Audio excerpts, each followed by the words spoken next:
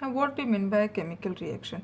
We have understood up till now that when there is a chemical change, chemical reaction occurs. Now, chemical reaction is a process in which some substances undergo bond breaking and are transformed into new substances by formation of new bonds. In short, what we can say, chemical reaction is nothing but breaking and making of bonds. Very simple. Where actually the bond breaking takes place, it takes place in the substances which are taking part in a chemical reactions, and they are called as reactants. The reactants are always written on the left hand side. Reactants are always written, for example, you take carbon. Now carbon combines with oxygen and it forms carbon dioxide. Now what is written at the left hand side? That is nothing but carbon and oxygen. These are the two elements taking part in a chemical reaction which are going to undergo a chemical change, and therefore they are called as reactants. What are they? Reactants. Whereas after there is a breaking of the bonds and there is a new formation of a new compound with new properties, that is nothing but product, and it is here in this reaction it is carbon dioxide.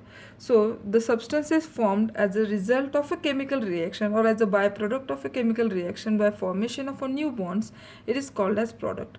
Example they are given: carbon dioxide gas formed by combustion of coal. Coal is nothing but carbon in air is a chemical reaction.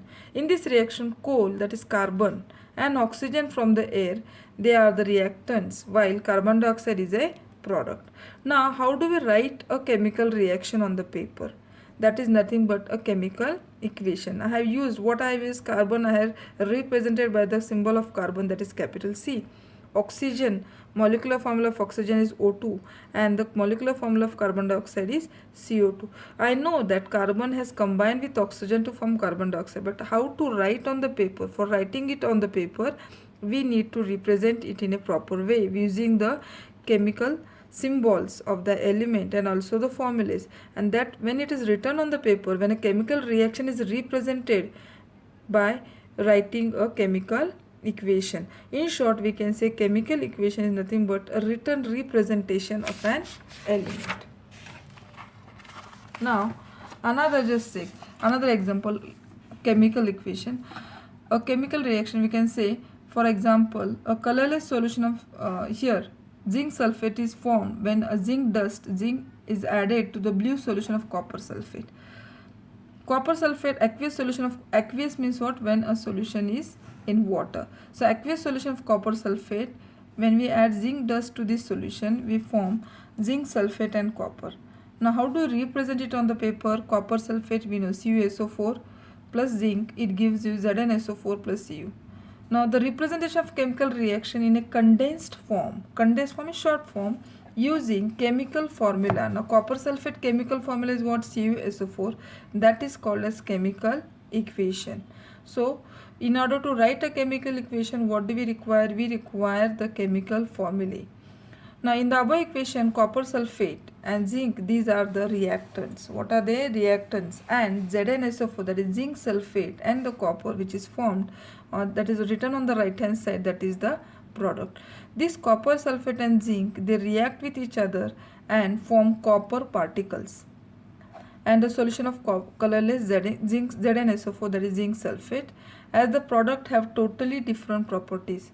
There is a formation of an ionic bond in the reaction. Copper sulfate breaks and the ionic bond in the product, that is ZnSO4, it formed during the reaction.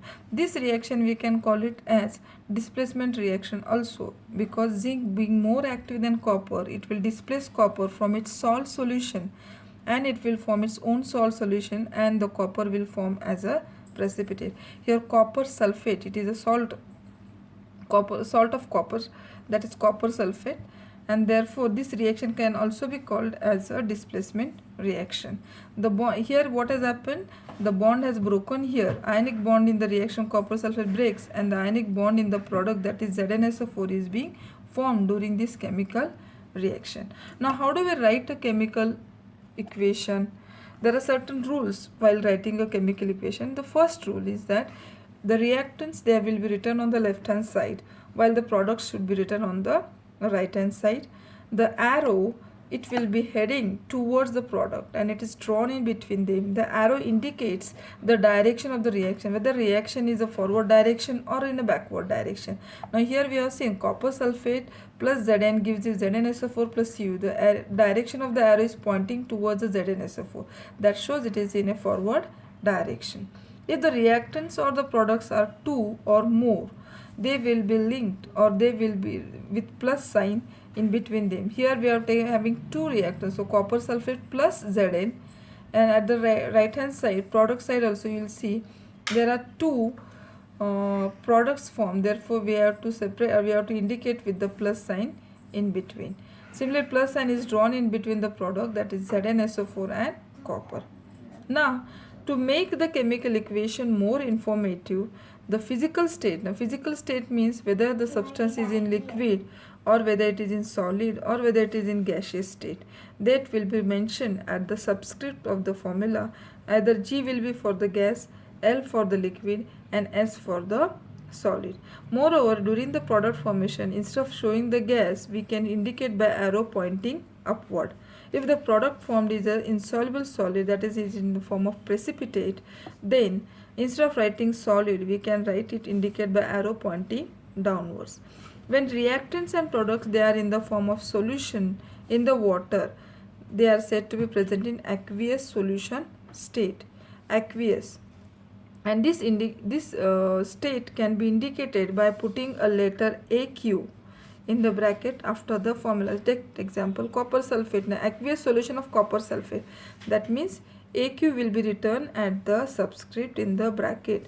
Zinc is in the form of solid zinc dust, so we are writing it as S. The formed product is ZnSO4, that is zinc sulfate. It will be in the aqueous form, and copper in the copper solid form, that is S. Now when in most of the chemical reaction, we need to provide the heat from the outside to bring out the chemical reaction in a proper way. So how do you indicate the heat? We have to show it by a triangle sign on the arrow. Take example, when calcium carbonate, that is a solid, we call it as limestone. When it is being heated, it will give us calcium oxide, that is a slaked lime. It is also called as quicklime, and it will give in the solid form, whereas carbon dioxide will be liberated. As it is a gas, it is shown in the upward arrow. Calcium oxide is in solid form, so it is written in the S. Calcium carbonate, that is our limestone, that is also in the S, and we are providing heat, therefore we have to mention or we have to draw a triangle up on the arrow. At the same time, in certain reaction, heat is being released during the reaction between the aqueous solution of copper sulfate and zinc dust, and when heat is released, it has to be shown at the right hand side, that is in the product, by writing heat. So that when a chemical reaction, when heat is being released, is also called as exothermic reaction. Now in certain chemical reactions, if you want to mention the conditions like specific temperature, suppose 60 degrees centigrade, 100 degrees centigrade, or specific pressure, a catalyst if it is being used, that has to be indicated either below or above the arrow indicating the direction of the reaction. Just for example, you take vegetable oil. It takes place at the temperature of 60 degrees centigrade with hydrogen gas in presence of nickel catalyst. It is Rane nickel, and it will be written as vegetable oil you take, it is in the liquid form, G, that is hydrogen, in the gaseous form. At 60 degrees centigrade, we are mentioning the temperature condition above the arrow and the catalyst below the arrow, that is nickel catalyst. It will form vanaspati ghee, that is will be the solid form. So what this reaction is called as, we are going to add hydrogen. It is called as hydrogenation. What it is called? Hydrogenation. And the best catalyst, that is Rane nickel. The scientist, it is named after the scientist Rane, and he was being awarded with the Nobel Prize for this great invention.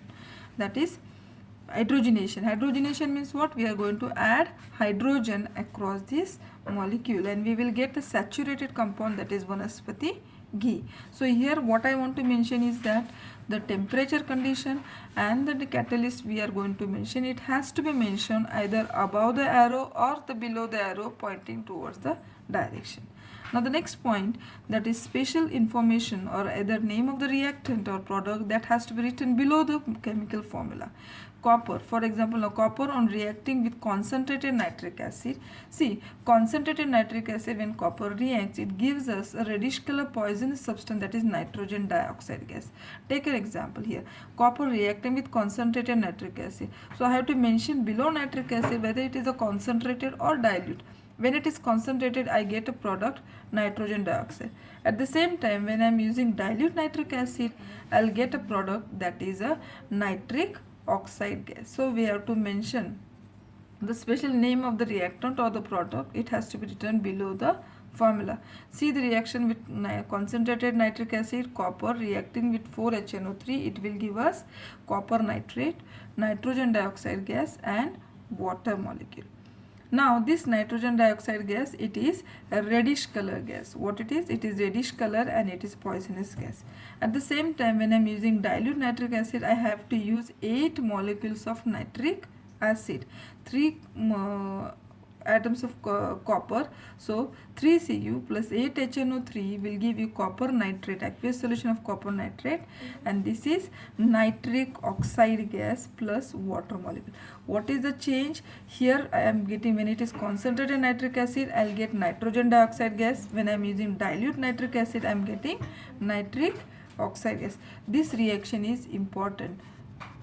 So remember this reaction and try and practice.